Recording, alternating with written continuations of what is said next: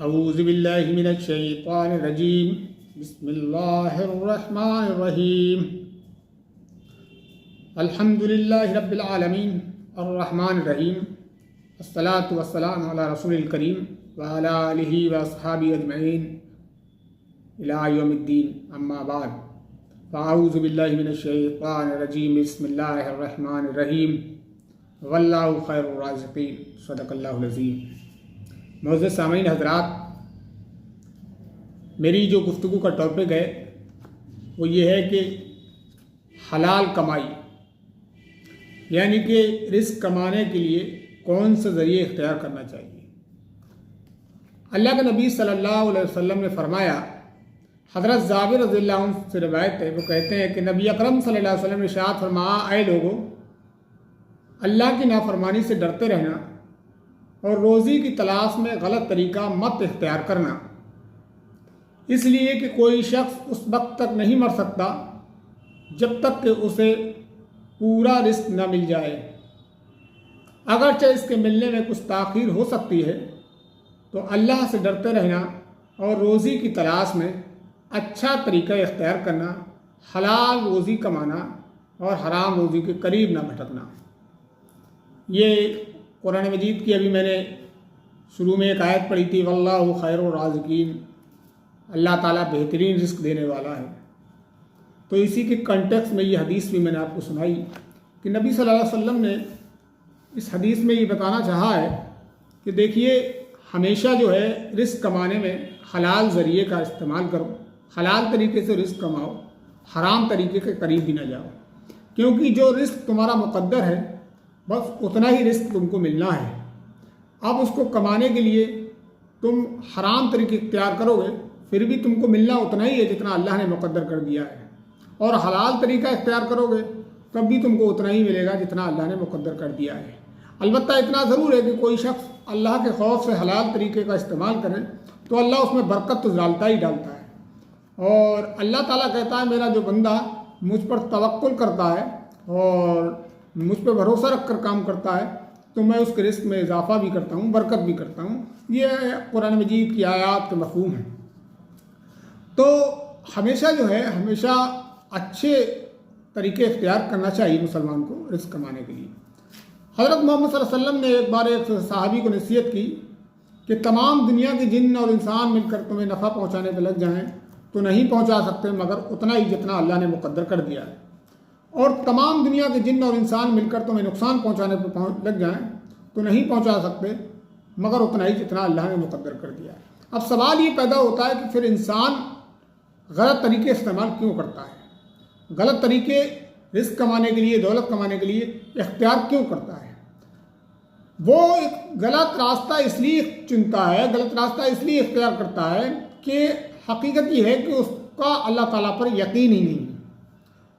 वो अल्लाह ताला पर भरोसा ही नहीं रखता है। वो अपनी सलाहियतों पर, अपनी मेहनतों पर, अपने दिमाग पर, अपने दिल पर, इन चीज़ों पर यकीन रखता है और इन चीज़ों पर भरोसा करता है। वो समझता है कि मैं अपना दिमाग जितना इस्तेमाल कर लूँगा दौलत कमाने में वही मेरा है,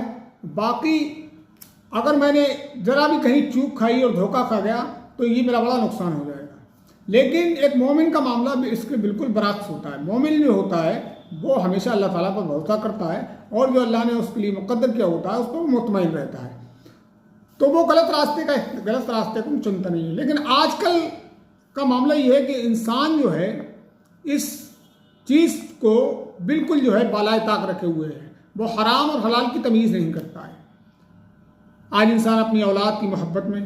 जैसे कुरान मजीद में जैसा कहा गया कि तुम्हारी औलाद तुम्हारी दुश्मन है,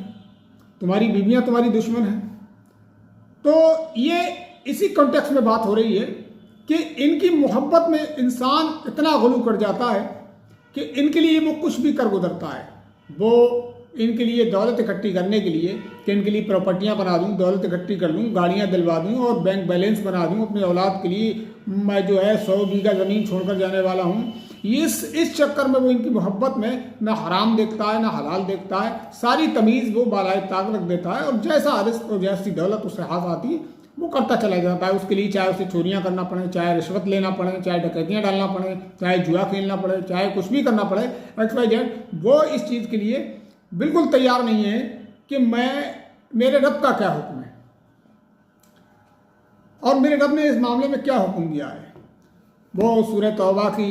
जो आयत नंबर 24 है, उसमें भी अल्लाह ताला ने कहा है कि तुम्हारी बीवी बच्चे, तुम्हारी औलादें, तुम्हारे माल, तुम्हारी ज़मीनें, तुम्हारी प्रॉपर्टियाँ, तुम्हारे घर बार और तुम्हारे अजीज़ व अक़ारिब, ये सब अगर अल्लाह ताला से ज़्यादा अजीज़ तर हैं तो फ़तरब्बसू, अल्लाह ताला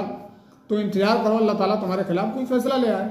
तो ये इनकी मोहब्बत में इंसान जो है वो सारी चीज़ों को भूल जाता है और अल्लाह ताला की अहकाम को, शरीयत को जो है पसे पुष्ट डाल देता है, बालाए ताक रख देता है और अपनी मर्जी चलाता है। ये यकीनन जो लोग दुनिया पर अपनी मर्जी की ज़िंदगी गुजार रहे हैं तो यकीनन क़यामत के दिन वो अल्लाह ताला की मर्जी का रिजल्ट अपने सामने पाएंगे,